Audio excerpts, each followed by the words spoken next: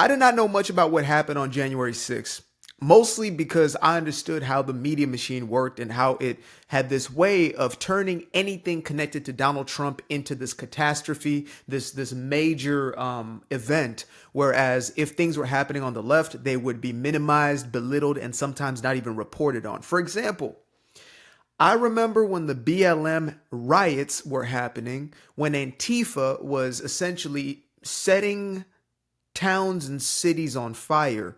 They were breaking into buildings, they were looting, genuine vandalism, violence, things of that nature. This was actually going on, right? Captured on video by multitudes of people. And yet somehow this was seen as protest. Whereas when it was connected to Trump, now it's this insurrection, and it's been made one of the biggest talking points for the last 4 years and points to discredit DJT's presidency. And so it's real interesting to me how, all of a sudden we're now getting the reality of what happened on that day. And more information is coming out. People are now being brought to the witness stand, such as the Nancy Pelosi's, etc., who actually had more to do with this situation than you would have ever believed. And unfortunately, we're not surprised at this point because the government, as the establishment, has been lying to the people for as long as we can remember, right? Simple as that. We have been lied to about some of the most major events. I mean, this is the same media, same journalists who said Donald Trump fell on stage when the assassination attempt first happened, right, in Butler, Pennsylvania. Oh, Donald Trump falls on stage due to loud noise. That was the first reporting that came out, I believe, in almost 2 outlets saying he either fell or, due to some loud noise he was trying to duck down. These are the same ones who are now avoiding this story. And the reason I continue to go to Fox News when it comes to news outlets or Sky News and things of that nature is because MSNBC, CNN, NBC, etc., they're still fixated on reporting propaganda in opposition because they are the opposition machine. It's just what they do. It's not just opposition to DJ. It's not about Trump. It's about truth. They are the opposition to whatever the truth is. They are a scapegoat for the establishment, and the establishment has Republicans and Democrats alike. It's got the likes of a George Bush and a Cheney to an Obama and a Clinton, right? These people are in allegiance with one another. This is what we sometimes refer to as the shadow government, right? Allegedly. So anyway, that being said, let's get into this this piece where they're breaking down what happened on January 6th and the truth that is now coming out. People, again, are on the witness stand. People are being held accountable in Congress and things of that nature as far as what actually happened that day. And again, I'm learning a lot of the reality of what happened in real time with you guys. So I'm going to get into this. Make sure you get yourself a water. Stay hydrated, not high. Let's get into it. To kick off the show today, Sandra, I'm John Roberts in Washington. The report reveals that there were a total of 26 confidential human sources in the crowd that day. David Spunt is live from the Justice Department. He has got the news for us. David.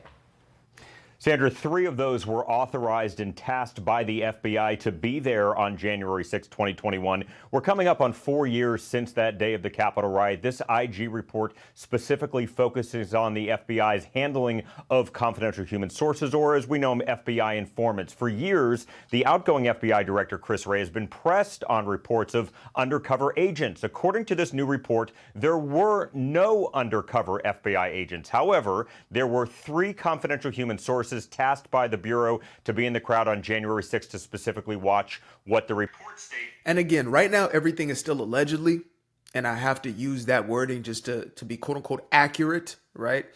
Unlike a lot of these quote unquote media platforms who can just say what they want, MSNBC or MSDNC can just say whatever, and then they got to give the legal note after the fact. But nevertheless, allegedly, the reason why there was this uproar in the first place, this sign of protest in the first place, they didn't burn down Washington like Antifa, but the reason it was there is because allegedly there was cheating in the election, simply stated. We are still looking for the 81 million votes that's allegedly voted for Joe Biden. 81 million votes. Trump had 77 million votes this time around, and it was, I think, the largest voting show up in the history of the party. They're saying that Joe had more votes than Barack. Now, Barack was a terrible politician. He was a very charismatic character back then, very convincing and persuasive. Policies were mostly trash, but he didn't even have as many votes as Joe Biden. And yet Joe was nowhere near as popular, nowhere near. And the reality is, this is not allegedly, but Trump had more in-person votes during the time because it was during COVID. And somehow the mail-in ballots happened to go to Joe, right? So it's like Trump dominates in the in-person and then, but I actually think, honestly, this needs to be obviously held accountable and people need to be, served. We need justice. But it was also one of the best things that happened as far as 4 years of getting the opposite, which is the establishment, again, really getting to see their corruption, really getting to see the way in which they don't care about the people, seeing how the entire economy imploded upon itself, inflation and things of that nature. We got to see a world without Trump, in essence, for those 4 years. So this time around, we could have all the players in session. So there would not have been from a Joe Rogan to an Elon to a Tulsi to an RFK unless we had that 4-year stretch. It's actually a beautiful thing. I believe that all things work for the good of those, who believe. Like, I believe that this is God's hand at work, which allows for, okay, you're going to have these 4 years and you guys get to see the sort of dystopian reality that you can have if you continue to put your support behind, this party that is not for people, but instead is for this Marxist agenda of like trying to switch what is good into what is evil, make what is evil into what is good. So that's just my little 2 cents, but let's get back into it. Is concerns over domestic terrorism. Out of those 3, Sandra and John, 1 entered the Capitol, 2 others entered a restricted area. The report says the FBI did not encourage or authorize any sources to go into the building or a restricted area. In addition to the 3 confidential human sources, the FBI told there were 23 that were there on their own. Now, they had worked with the FBI in the past on other cases, but not specifically on the January 6th rally. Some of them entered a restricted area as well. And what stands out in this report, John and Sandra, none of the confidential human sources that entered the U.S. Capitol or a restricted area were prosecuted by the D.C. U.S. Attorney's Office. Remember, this is an office that is still arresting nearly 4 years later and prosecuting people with this case. Now, in a response to the Inspector General, the D.C. U.S. Attorney's Office says the following. The D.C. U.S. Attorney's Office generally has not charged those individuals whose only crime on January 6, 2021 was to enter the restricted grounds surrounding the Capitol, which has resulted in the office declining to charge hundreds of individuals, and we have treated the confidential human sources as consistent with this approach. Outgoing FBI Director Christopher Wray, who announced that he would be stepping down in the next few weeks yesterday, has been pressed on the FBI's role on January 6. Here's just one clip from last year. $76, please? I need $76. I'll pay you back when I get paid next week. Just download the Albert app. They'll spot you up to $250. If you are asking whether the violence at the Capitol on January 6th was part of some operation orchestrated by FBI sources and/or agents, the answer is emphatically You're saying not. no? No. You're saying no? Not Okay. violence orchestrated Let's by move FBI on. sources or agents. Confidential human sources tasked by the FBI are not undercover agents. These are people that belong to groups like, for instance, the Proud Boys, the Oath Keepers, and then became paid FBI informants at certain points in time while still being members of their groups. And of course, It's like, whenever you see these movies or shows about drug dealers, they become informants, paid informants in essence, right? Or maybe the pay is, look, we won't throw you into prison for whatever crimes that you may have, so you got to become an insider. And so they infiltrate and they agitate, and essentially in like a case like this one, I think the biggest corruption is the fact that it's the internalized aspect of it. It's the quote unquote enemy from within, right? That's an actual phenomenon. The enemy is oftentimes from within. It's those who do not want change or don't want things to go in a way in which they have not planned for it to go. As simple as that. And so they will create, this would not be close to the craziest thing that organizations such as the FBI or CIA have been involved in. That we know, public information that we can now access, files that have already been declassified, as far as how far some of these organizations can go in order to get in order to get a certain outcome, in order to get certain information or whatever it may be. And it's not a stretch to say that they would do so for the benefit of a few of these establishment lifetime politicians.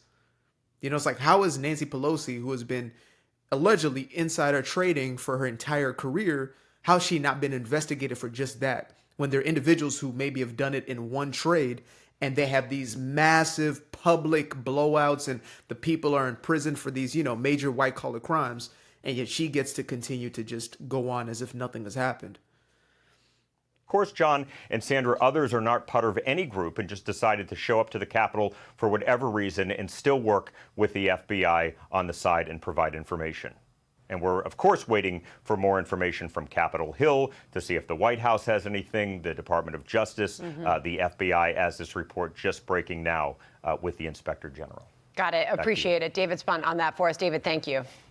All right, let's bring in Fox News legal editor Carrie Urban for more on this. I guess the big questions are, what does all of this mean in the grand scheme of things? Also, of the 3 informants that entered the restricted area and the one that entered the Capitol, were they just there as observers, or did they actually participate? Did they encourage or foment some sort of rebellious activity?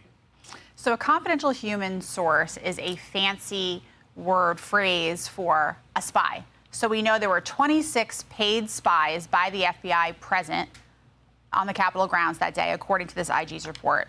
Apparently only 3 of them were authorized to be there. So my question, John, is what were the other 23 doing? Now, they weren't, apparently, according to this report, encouraged or directed to be there, but were they told they couldn't be there? Like, what exactly were they doing? And in fact, some of them, as we learned from this report, entered the restricted area, went into the Capitol. Were they inciting anything? Were they enticing anyone to go with them? I really would love to know what exactly they were saying to the people in the groups that they were part of. I also think it's interesting that this report comes out the day after Chris Wray resigns. It seems to me that he may not have wanted to contend with the questions that, of course, are going to emerge from everything that we're learning today. And the other point I'd like to make is Chris is the former, head of the FBI, who was going to get fired anyway, so Kash Patel can step in and actually do a job of, God forbid, I don't know, exposing criminals.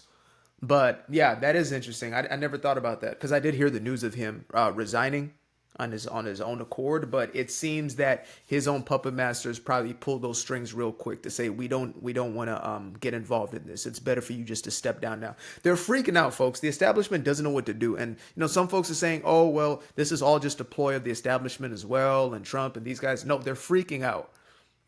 They know that if they continue to do their usual game. So if they did in this election what they did in the last, allegedly, there would be an uprising like they've never seen before. Like they've never seen before. It's best for them to just let the thing roll out and for them to kind of act reactively, because otherwise it's going to be worse, significantly worse. I'm telling you right now, if Trump had been taken out on that day, on that stage in Butler, Pennsylvania, if he had not turned his head to face his favorite graph, as he says, this country would never be the same again. I believe the best case scenario would be we just split into 2. And there would be red and there would be blue. Like, it would, you know what I mean? There would just be a literal divide within the country. Worst case scenario is that there would be a level of civil war that would take place. And there would be havoc.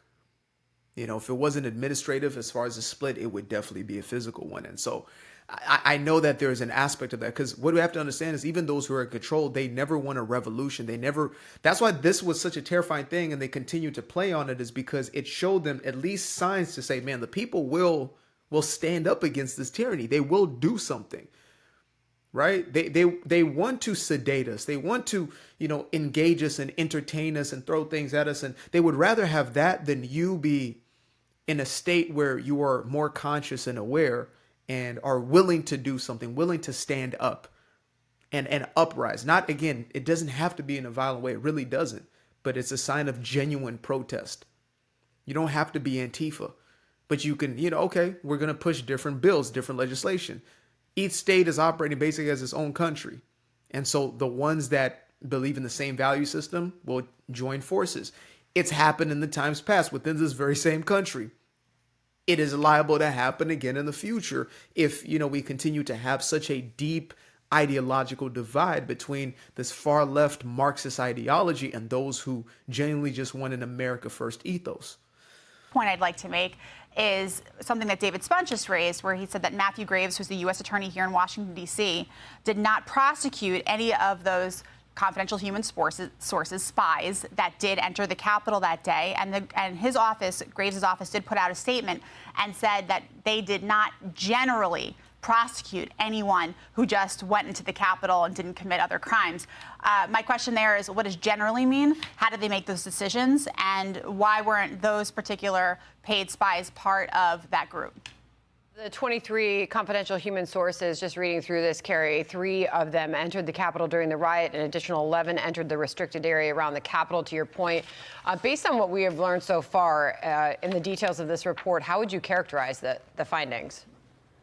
Well, it's very interesting. I think it's especially interesting given that people who some of them were just, I think, internet sleuths and the like, have been talking about this for years. And it was only, I think, a couple of years ago that a DOJ attorney in court made the admission that some of these people were present that day. But if you remember, anyone who even raised the possibility that there were paid FBI spies part of what happened, who were part of what happened on January 6th, they were deemed crazy, conspiracy theorists, and the like. Now, look, confidential human sources are They were also deplatformed, censored. It's just like with the jab during 2020, right? A lot happened during that 2020, 2024 window. But yeah, all the things that are now coming out as common knowledge, people were being not just demonetized, deplatformed, taken off of platforms entirely.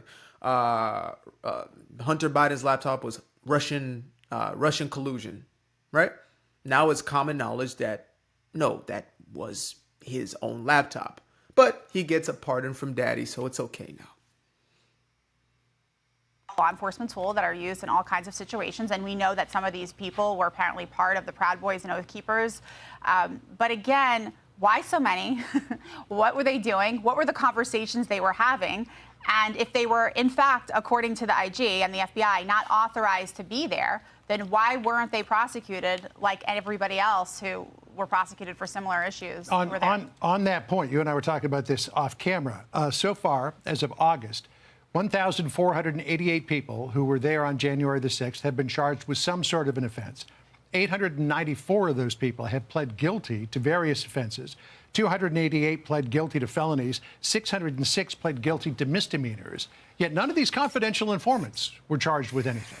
Right, so you have to wonder what were the conversations that were happening behind the scenes. And something else that came out in this report was that the confidential human sources, apparently the information they were providing to the FBI was no different than what everyone else was providing. Like, hey, January 6th, there might be some violence, there might be a thing. So there wasn't any, apparently, it sounds like there wasn't anything special that they were. The funniest story to me, not hee funny, but interesting funny story about this entire situation was when AOC came out and said, I felt as if my life was in danger on that day at the Capitol. Turns out that AOC wasn't even there when it happened. These are the people that we are entrusting with any form of information. Really? But I'll let y'all watch the rest on your own accord. There's literally just a minute and a half left. But the reason I wanted to bring this up is because we can't put our foot off the gas. Like, yes, we're back. We indeed are back. Truth, America. These ideals are back. The world is back. America is a symbol, and Trump is a symbol within a symbol. As far as justice, as far as truth. And people say, well, he's lied, he's lied. I'm speaking of truth in the general sense. To say, we want transparency. Simple as that. We are tired of being lied to by our own government about what the hell is going on. We are tired of everybody else getting taken care of before us. That's what true patriotism is. I used to not really understand patriotism, especially as a boy and a younger man. But now I'm starting to actually fully understand. Of course, you have to take care of self before you can take care of anybody else or do anything else. It's not about saying us against you. It's just saying there's a pride, within our own. Why would you not want that? You would have to be against that and have a hatred for that in order to not be for that. And so, again, the world is healing. The world is healing. The world is healing. And as Cat Williams said, 2024 is a year of truth. And as I heard from Patrick Bet-David, 2025 is going to be the year of justice. But that is on our shoulders as much as anything else, to continue to speak truth to power, to continue to expose these things. And again, to not be afraid of the iron fist of the so-called elites and ruling class. They don't have any power over us.